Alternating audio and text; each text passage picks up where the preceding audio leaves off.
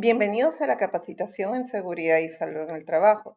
El tema que tocaremos el día de hoy tiene que ver con la identificación de peligros, evaluación de riesgos, el famoso IPER, y las recomendaciones de seguridad y salud en el trabajo que daremos a través de esta charla.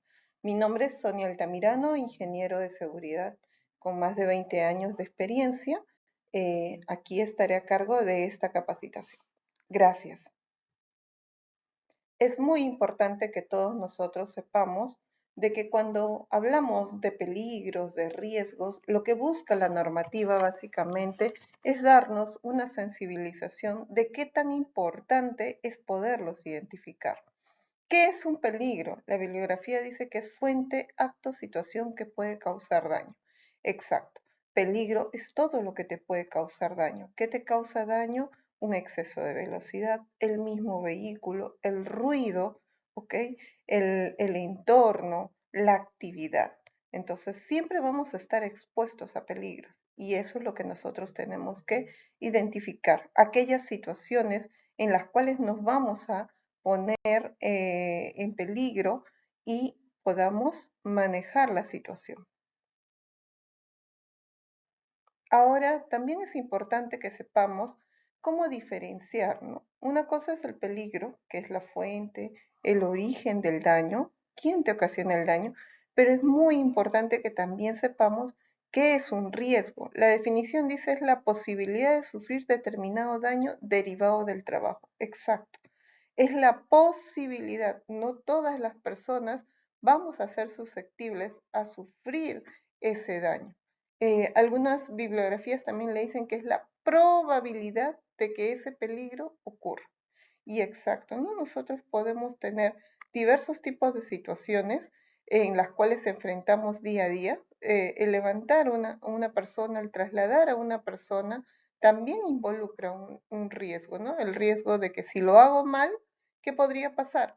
Podría sufrir una lesión muscular, ¿no? O una extensión en la parte baja de la espalda, ¿no? ¿Ok?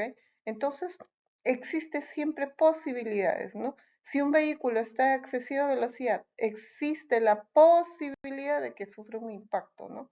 Entonces, siempre vamos a tener que evaluar esas situaciones. Y eso es el riesgo. Dentro de la bibliografía que nosotros manejamos, existe una clasificación de peligros, ¿no? Esa clasificación muchas veces está orientada a peligros del tipo locativo, eléctrico, ¿no? Físicos, ergonómicos, psicosociales, naturales y químicos. Pero ¿qué es cada uno de ellos? Entonces, esta clasificación básicamente está orientado también al entorno, al lugar donde desarrollamos nuestras labores, ¿no? Por ejemplo, locativos, ¿con qué tiene que ver? Con la infraestructura, ¿no? Por ejemplo, superficies, pisos, escaleras, ¿no? Ambiente propio de trabajo, el entorno, ¿no? Por ejemplo, si estamos en la oficina, ¿no? Que hayan superficies con desniveles, ¿no? Que los mobiliarios estén en mal estado, ¿sí? Que la escalera no tenga barandas, que el piso sea resbaloso, ¿no? Si hablamos de eléctricos, en lugares donde yo tenga que entrar en contacto con la corriente, ¿no? Por ejemplo, el usar tomacorrientes, el usar dispositivos electrónicos, ¿no? Y en la parte física tiene que ver también con el lado ambiental, ¿no? Por ejemplo, temperaturas del exterior, imagínense en una ambulancia, ¿no? Las temperaturas que pueda tener extremas, ¿no? Frío, calor, o también el tema del ruido, por ejemplo, está muy asociado, o la vibración propia del vehículo, ¿no? Ergonómicos, el tema de postural, ¿no? Cómo manejamos nuestra postura frente a una labor, al atender una emergencia, ¿no? Al levantar o trasladar un herido, ¿sí? La parte psicosocial también que tiene que ver con el entorno, la seguridad que todos nosotros manejamos, ¿no? Por temas de prevención, ¿no? O sea, por ejemplo, la parte psicosocial, la misma situación de emergencia que podamos tener conlleva a un estrés, ¿no? A que podamos manejar situaciones muy, situaciones muy tensas, ¿no? Y podamos atender. Naturales, donde el hombre no tiene nada que ver, ¿no? Aquí en este factor natural vamos a tener lo que son los eventos sísmicos, por ejemplo, ¿no? Y ahí podemos estar nosotros también. Tendríamos que atender la emergencia, pero primero salvaguardar nuestra integridad, ¿no? Y los químicos, que tienen que ver con la manipulación de sustancias químicas, ¿no? Ya sean para limpieza, desinfección de nuestras áreas de trabajo o también pues para el uso propio de nuestras actividades.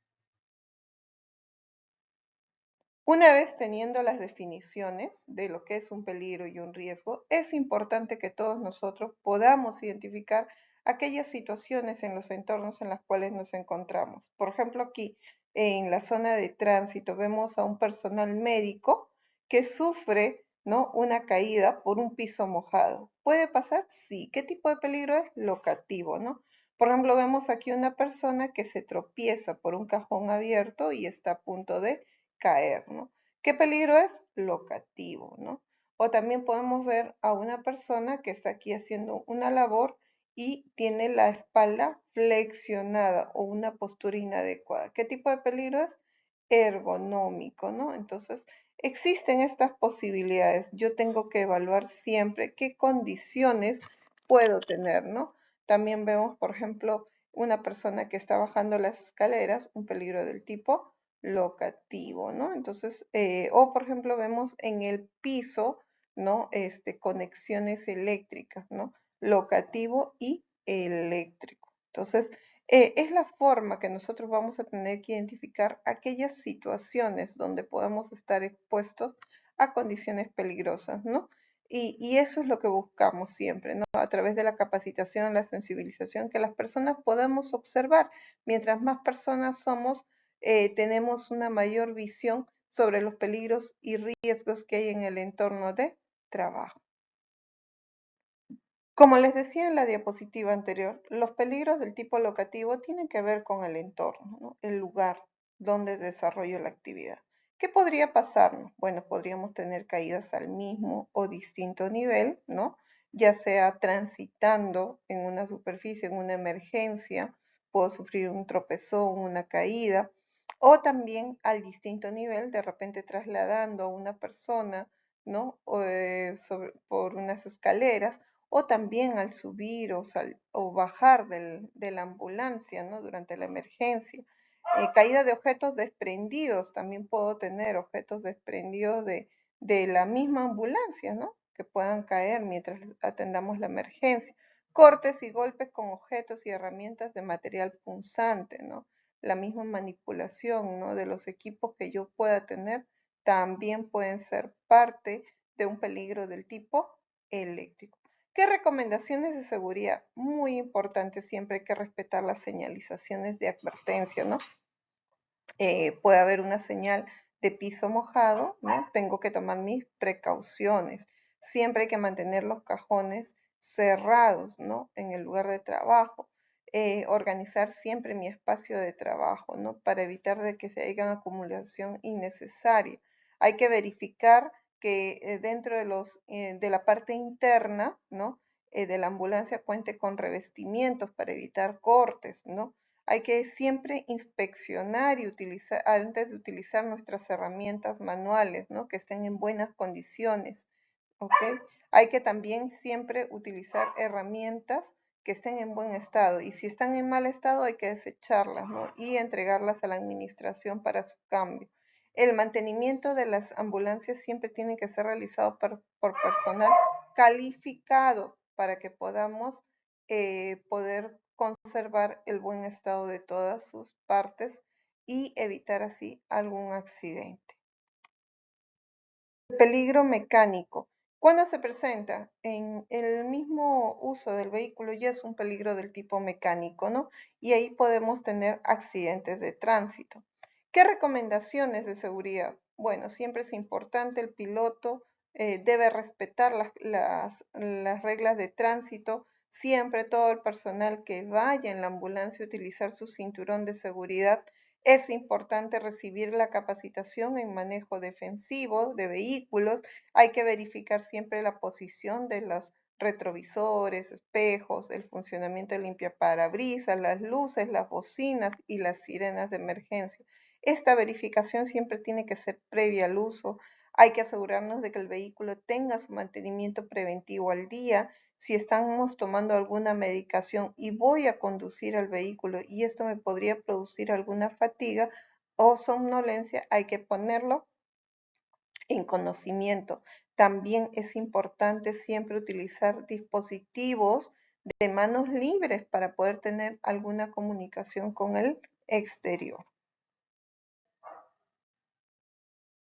Los peligros del tipo ergonómico están muy asociados a las posturas que adoptamos frente al cumplimiento de nuestras labores. Por ejemplo, posturas forzadas, manipulación manual de cargas, ¿no? Cuando trasladamos un herido, por ejemplo, lo levantamos, lo trasladamos, ¿ok? Movimientos repetitivos, ¿no? Movimientos con flexión de la espalda. Posturas forzadas, por ejemplo, es muy común en nuestra labor, ¿no? Para poder socorrer la emergencia. ¿Mm? ¿Qué recomendación de seguridad? Siempre hay que regular las alturas, ¿no? Tanto del asiento para poder adoptar una postura correcta. Y esta tiene que ser de acuerdo a mis características, ¿no? Es importante la realización de pausas activas, ¿no? Y estas deben desarrollarse durante la jornada de trabajo. Si estoy frente a una computadora, también hagamos pausas activas, ¿no? Hay que evitar giros, torsiones innecesarios, ¿no?